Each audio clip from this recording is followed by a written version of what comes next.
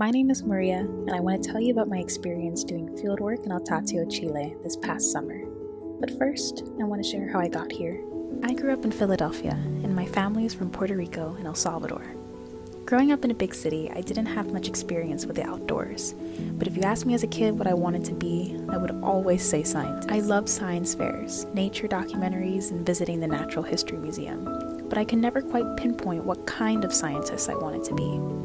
I was also obsessed with fantasy worlds. Dragons, mermaids, wizards, creatures that didn't feel so far off from the prehistoric or deep-sea life I saw in books or documentaries. When I saw James Cameron's Avatar at 5 years old, I was mesmerized by the planet of Pandora.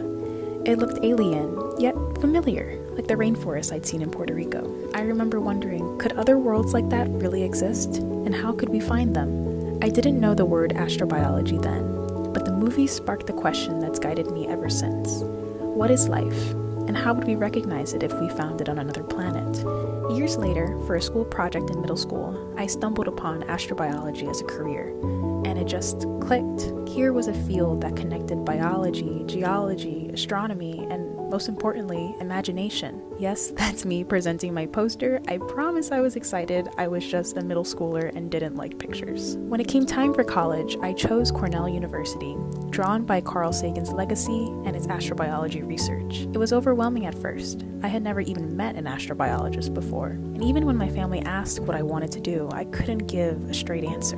But I took the initiative and applied for research wherever I could. Through summer internships, I was able to culture microbes from an Antarctic Mars analog to test how they survive salt stress, or I was able to analyze lipid biomarkers, traces of ancient life from the Colorado Plateau, another Mars analog. Each project made me more confident that I wanted to pursue a PhD in microbial astrobiology, and I was honored to become a Ronald E. McNair Scholar through my university. At Cornell, I designed a microbiology project in El Tatio, Chile, the largest hydrothermal field in the world, and also one of the best Mars analogs. For months, I planned how to collect and preserve microbial mat and water samples from the geysers in the system. But leading up to the trip, I was anxious. It was my first time flying out of the country, my first field expedition, and I was also the youngest student on the team.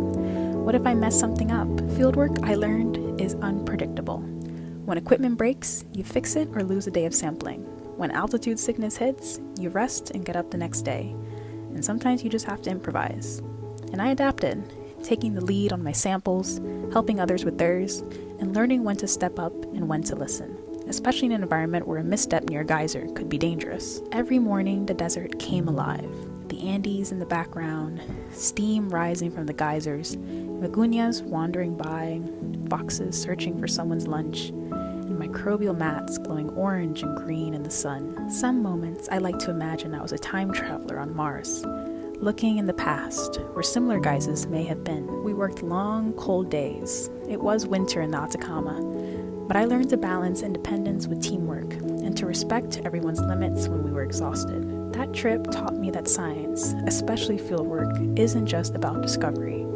It's about collaboration, careful planning, adaptability, and trusting in yourself when things don't go as planned. When I returned to Cornell, I began culturing the microbes we collected.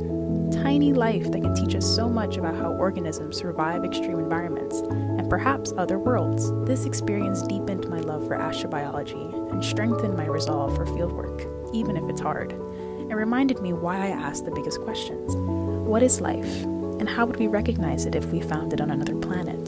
The lessons I've learned in the field stay with me.